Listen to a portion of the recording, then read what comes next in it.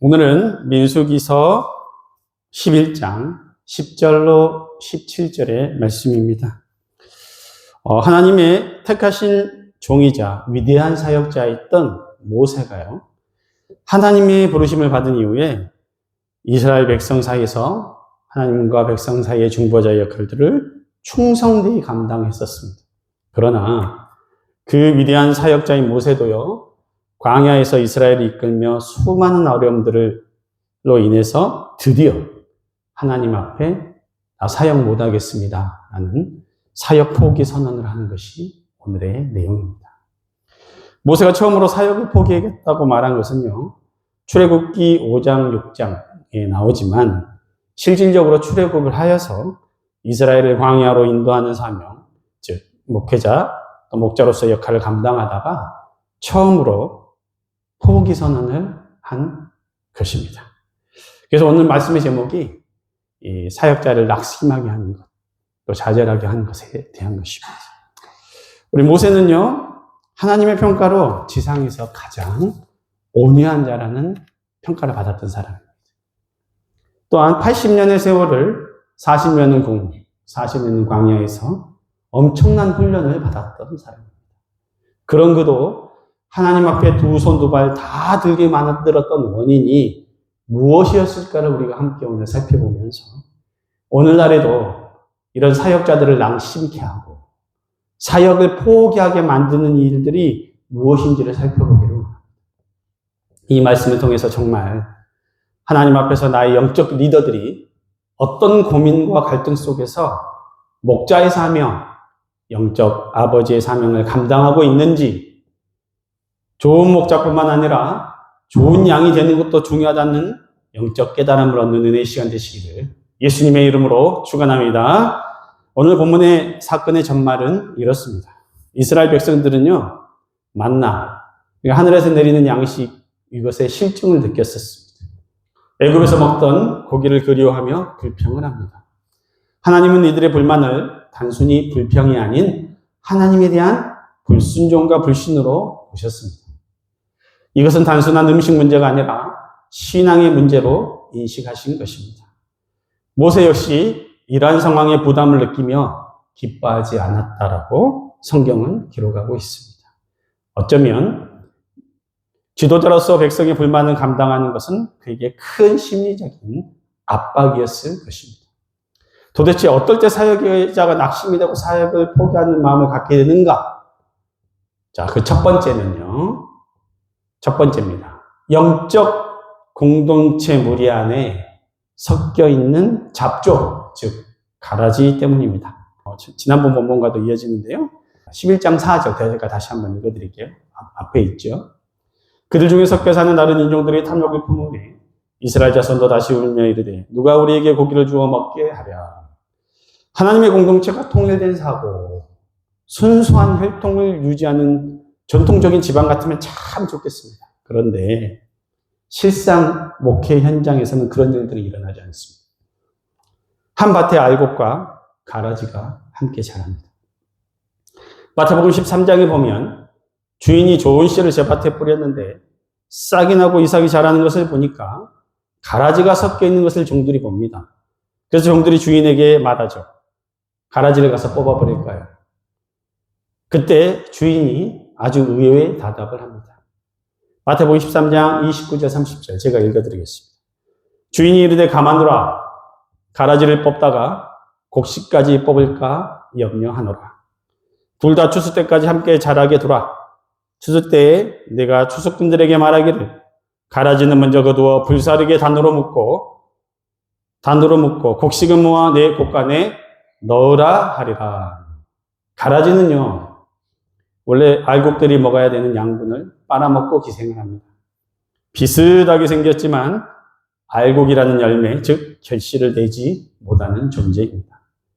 그래서 가라지가 널리 퍼져버리면 알곡들이 자라기가 힘듭니다. 그런데 주인이 가라지를 내버려두는 이유가 있습니다. 바로 남아있는 곡식들 때문이라는 것입니다. 가라지를 뽑다가 뿌리가 얽혀 있어서 함께 뽑히는 곡식들이 있을 것이라는 의미입니다.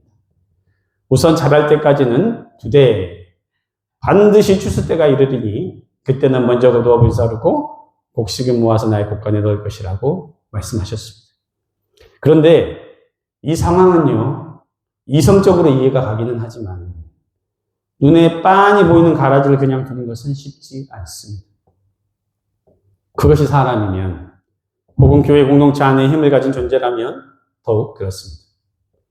목회자는 그런 사람을 보고 바로 뽑아버리면 좋겠지만 하나님은 지켜보라고 하십니다.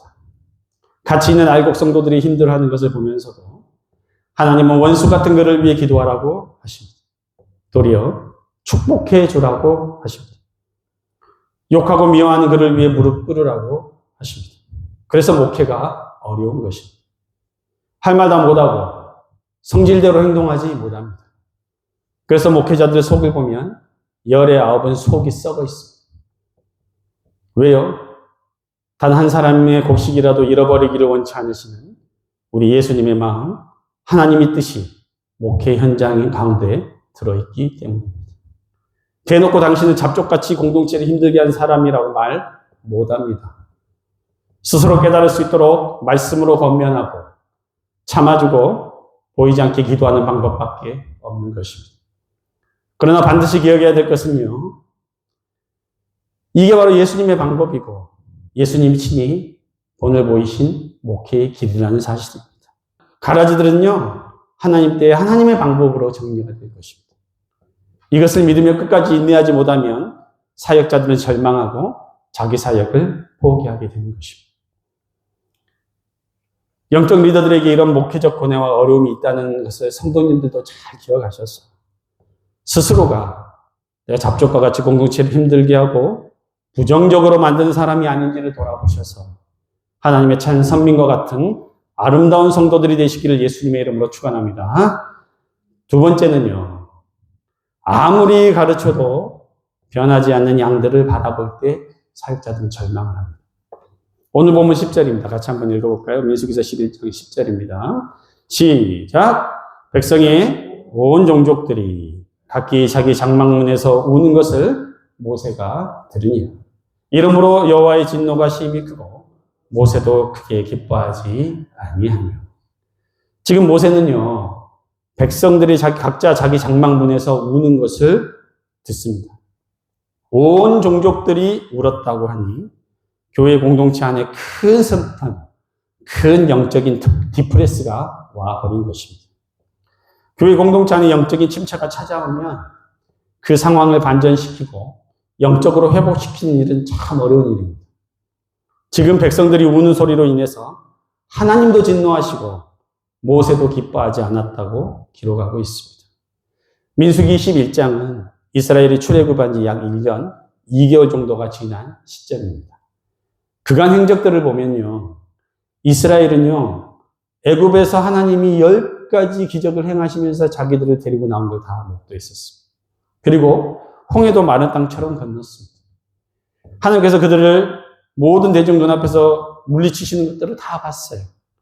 또한 아무것도 없는 광야에서 만나와 메추기라기도 주셔서 그들을 먹이시고 계시고 있습니다. 시내산에 도착해서는 약 1년을 머물면서 율법을 받았고요. 성막, 곧 하나님을 예배하는 장소, 교회도 만들었습니다. 레위기를 통해서 제사법과 거룩한 하나님의 백성으로서 어떻게 살아야 하는지 성경 공부를 다 한 거예요, 이미. 그리고 나서 이제 민수기에 들어와서 하나님의 군대로서 각 장관도 세우고 군대처럼 평성에서 목적지 가나안을 향해서 이동을 한 거예요. 어쩌면 모세의 마음에 이 정도 가르쳤으면, 이 정도 대우를 갖추었으면, 이 정도 훈련이 되었으면 잘하겠지, 이렇게 생각했을 수도 있습니다. 그런데 실상은요, 뚜껑을 열어보니까 작심삼일이었던 거예요. 겉으로 보기에는 60만 대군이에요. 12지파가 대오를 이루며 이동하는 것만 봐도 장관일 것입니다. 어디다 내놓을만 했습니다. 오늘로 치면 엄청난 대형 교회인 거예요. 그러나 실상은요, 영적으로 오합지졸이었던 것입니다. 영적으로 성장했거나 발전한 모습이 없었던 것입니다. 다 울었답니다. 고기를 안 주어서. 하나님을 온전히 믿는 사람도 의지하는 사람이 하나도 안 보이는 상황을 마주하게 된 것입니다. 모세의 현실 자각입니다. 지금까지 내가 뭘 했나? 40일 금식하고 십계명 받으려고 또 돌판 깨고 또 40일 금식. 십계명 받으려 왔을 때 그렇게 우상하게 막 숭배하고 그러더니 결국 그들은 하나도 변한 게 없다라고 생각을 한 것입니다. 이때 그에게 사역의 좌절이 찾아온 것입니다. 목회를 30년 했는데 40년을 했는데 변하지 않는 성도들을 볼 때 목회자들은요, 말 못하는 내면에 좌절감 같은 것이 있습니다. 정말 사람은 변하지 않는구나 생각합니다. 가장 잘하던 양이, 가장 잘하던 성도가 가장 먼저 배신하는 경우도 있습니다. 장로 되기 전에는 그렇게 잘하더니 장로 완장 차고 나니까 마치 목회자를 컨트롤하고 지배하려고 하는 분들도 계십니다. 그러나 분명히 알아야 할 것은요, 우리 예수님도 십자가에 죽으시기 전까지 거의 모든 제자들에게 버림을 받으셨다는 사실입니다. 주님의 마음을 이해하거나 알아주는 제자가 하나도 없었습니다.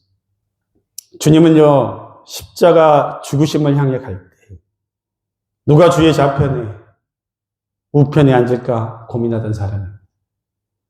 분명히 알아야 할 것은요, 사람을 변화시키는 것은 사역자 개인의 능력이 아닙니다. 사람 목회자가 아닙니다. 오직 성령 하나님이 하십니다. 사역자들은 예수님도 못하신 것을 내가 하려는 교만을 버려야 합니다. 사람이 변화되는 것도 하나님의 때가 있습니다. 변화시키시는 분은 오직 하나님이십니다. 그래서 그 원인과 결과를 목회자나 사역자들의 자신에 두지 않고 성령이 일하시도록 사역자는 축복의 통로가 되어드려야 합니다. 또한 숫자가 아니라 알곡 같은 성도 한 사람을 만들기 위해 노력해야 합니다. 목회자가 양들을 위해 기도의 자리를 지키고 자신이 먼저 말씀으로 스스로를 돌이키고 변화시키는 일에 집중해야 모세처럼 영적으로 좌절하지 않게 되는 것입니다. 우리 성도님들도 마찬가지입니다. 저와 여러분이 선포되어진 하나님의 말씀을 무시하고 경고의 말씀들을 그냥 흘려버리면 반드시 마지막 때 하나님께서 친히 우리들을 다루실 것입니다. 말씀은요, 내 귀에 듣기 좋으라고 하는 것이 아닙니다. 듣고 돌이키라고 하나님의 말씀을 대언하는 것입니다. 영적으로 어리석고 우둔한 자들이 아니라 지혜의 말씀을 마음에 새기고 변화를 받아서 이 땅에서 아직 생명이 있을 때에 주의 뜻을 이루고 순종하시는 주의 권속들이 되시기를 축원합니다. 세 번째, 사역자가 목회자로서 하나님의 부르심을 온전히 받아들이지 못할 때입니다. 이것은 영적 아버지와 영적인 자녀로서의 관계 정립을 말합니다. 오늘 본문 11장 11절에서 13절 같이 한번 읽어볼까요? 11장 11절에서 13절 시작. 모세가 여짜오되 어찌하여 주께서 종일 괴롭게 하시나이까? 어찌하여 내게 주의 목전에서 은혜를 입게 아니하시고 이 모든 백성을 내게 맡기사 내가 그 짐을 지게 하시나이까? 이 모든 백성을 내가 배웠나이까? 내가 그들을 낳았나이까? 어찌하여 주께서 내게 양육하는 아버지 젖먹는 아이들을 품듯 그들을 품에 품고 주께서 그들의 열주에게 맹세하신 땅으로 가라 하시나이까? 이 모든 백성에게 줄 고기를 내가 어디서 얻으리까? 그들이 나를 향하여 울며 이르되 우리에게 고기를 주어 먹게 하라 하온즉. 자, 방금 읽었던 본문을 제가 정리해 보니까 모세가 네 가지로 얘기를 해요. 어찌하여 이 모든 백성을 내게 맡기사 내게 그 짐을 지게 하셨습니까? 라고 묻습니다. 두 번째는 이 모든 백성을 내가 배웠나이까? 내가 그들을 낳았나이까? 세 번째, 내가 왜 양육한 아버지가 젖먹는 아들을 품듯 그들을 품에 품어야 합니까? 네 번째로, 제가 왜 이 백성을 데리고 열조에게 맹세하신 가나안 땅으로 가야 합니까? 이렇게 하나님께 묻고 있는 거예요. 자, 이 질문을요, 지금 모세가 하나님께 하고 있는데, 만약 여러분이 하나님이시라면 모세에게 뭐라고 대답하셨을 것 같습니다. 만약 제가 하나님이라면 이렇게 대답했을 것 같아요.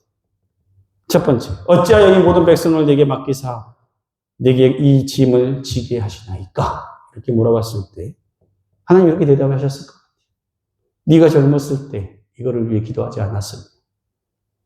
그리고 나는 너를 나이 때 택하였다. 할 말이 없죠. 나머지 두 번째, 세 번째. 제가 이들의 아버지입니까? 제가 낳았습니까?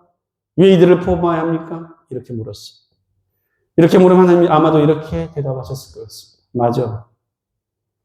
영적으로 너는 그들의 아버지가 되어야 해. 네가 그들의 아버지야. 라고 대답하셨을 것 같습니다. 목회란 영적으로 아버지와 자녀가 되는 관계입니다. 계약 관계, 거래 관계, 조건의 관계가 아니라는 것이. 진정한 사랑의 관계, 영적인 가족의 관계라는 것입니다. 저도 목회자로서 아직 짧은 목회 경력이지만 이 사실을 정말 뼛속 깊이 새기는 것 같습니다. 목회자와 양의 관계는 영적인 부모와 자녀의 관계입니다. 나이도 상관없고 능력도 상관이 없습니다. 한 교회에서 목회자를 청빙한다는 것은 그런 것입니다. 저는 겉으로는요, 담임 목회자 명목으로 청빙을 받아봤었지만 실제로 그냥 임시 목사, 또 설교 목사로서 사역을 해봤었습니다. 아무런 의사 결정권도 없고 목회의 권한을 내주지 않는 곳에서 사역을 해보니까 실제로 목양이 안 됩니다. 목양이 안 돼요. 기름 부음이 흘러가지도 않아요. 늘 한계에 부딪혀요. 모래 위에 쌓은 성이에요. 겉으로는 조금 변화된 것처럼 보이지만 영적인 눈으로 보면 아니에요. 언제든 목사를 갈아치울 수 있다고 여깁니다. 목회자를 마치 월급 주는 고용인처럼 생각합니다. 돈으로 힘으로 목회자를 컨트롤하는 교회가 어떻게 영적으로 건강하게 성장을 하겠습니까? 그래서 저는 이 경험을 통해서 앞으로 목회자를 내가 어디로 간다면 반드시 위임 목사로 가야 되겠구나 생각했었습니다. 장기적인 플랜을 가지고 양들을 먹이고 가르치고 건강한 교회 공동체를 세워나가는 목양을 해야 합니다. 하나님 그렇게 교회의 머리인 예수님을 대신하여 단 한 마리의 양도 잃어버리지 않기 위해서 목숨을 건한 선한 목자처럼 말 안 듣는 양도 먹이고 말 안 듣는 염소도 먹이고 입히라고 말씀하고 계십니다. 베드로에게 말씀하셨죠. 내 양을 먹이라. 내 양을 치라 3번이나 말씀하셨었습니다. 그래서 목자는 성도들을 영적으로 잘 먹여야 합니다. 말씀의 양식을 잘 공급하는데 목숨을 걸어야 합니다. 양들이 영적으로 목마르고 말라 있으면 안 됩니다. 영적인 아버지의 사랑으로 양들을 잘 품는 것이 바로 하나님의 뜻이고 마음이라는 것을 깨달을 때 모세는 사역을 포기하거나 좌절하는 마음에서 돌이킬 수 있을 것입니다. 딴 데 신경 쓰지 않고 내 양을 먹이고 내 양을 살리는 데 목숨을 걸게 되는 것입니다. 성도 여러분들도 영적인 리더, 목회자를 모시는 일이 나의 아버지를 모시는 일이라는 것을 잘 알고 기도로 섬기고 또 서로가 어려움이 없는 소통의 관계, 사랑의 관계 될 수 있도록 최선을 다하시기를 권면드립니다. 마지막 4번째는 사역의 모든 책임을요, 홀로 감당하고 있을 때 영적인 눌림이 찾아오고 사역에서 좌절하게 되는 것입니다. 오늘 본문의 16절, 17절 말씀인데요. 지금 모세는 60만 대군 200만 성도들을 홀로 감당하고 있습니다. 홀로 모든 책임을 다 감당하는 것은요, 무리입니다. 지치기 마련입니다. 이런 상황에서 영적 좌절과 눌림이 찾아오는 것은 너무나 자명한 일입니다. 그래서 오늘 본문 16절, 17절에 하나님께서 모세에게 장로들 70명을 세워서 사역을 함께 감당하게 하신 것입니다. 이것은 신약시대의 교회 공동체를 위해서 장로님, 집사님, 권사님들을 세우셔서 교회의 짐을 나누어 가지게 하신 이유입니다. 각자가 자기에게 맡겨진 사명과 책임을 잘 감당할 때 교회 공동체는 건강해집니다. 활기가 있고 무리가 되지 않습니다. 하나님께서 직분을 주신 이유는 함께 지체가 되어서 서로의 짐을 나누어지게 하시기 위함입니다. 교회의 모습을 배에 비유한 그림을 제가 본 적이 있습니다. 우리 교회는 유람선 같은 교회인가? 아니면 일사불란하게 움직이는 항공모함 같은 교회인가? 우리는 스스로를 돌아봐야 한다는 것입니다. 말씀의 결론을 맺겠습니다. 목회자가 좌절하는 것은 이것들보다 더 많은 포인트들이 있겠지만 결국 좋은 목자를 만나는 것이 복이고 그런 좋은 양들과 아름다운 영적 부모 자녀, 영적 가족 관계를 맺는 것이 너무너무 중요합니다. 가라지들, 변화되지 않고 성장되지 않는 성도들, 홀로 책임을 지며 힘든 모든 상황을 감당했음에도 불구하고 여전히 하나님은 일하고 계시고 궁극적으로 모든 사역의 주체와 주인은 우리 하나님이시라고. 그것이 나의 것으로 온다고 생각하면 좌절한다는 것이죠. 교회의 머리와 사역의 주체는 하나님이심을 믿고 오직 우리는 통로로 도구로 쓰임받는 저와 여러분이 오직 하나님의 영광을 위해 살며 오늘 죽어도 나를 위해 십자가에 죽으신 그리스도를 위해서 산다는 것 자체를 감사하며 아름다운 교회 공동체를 세워가는 일에 아름답게 쓰임받는 주의 귀한 권속들 되시기를 예수님의 이름으로 축원합니다. 기도하시겠습니다.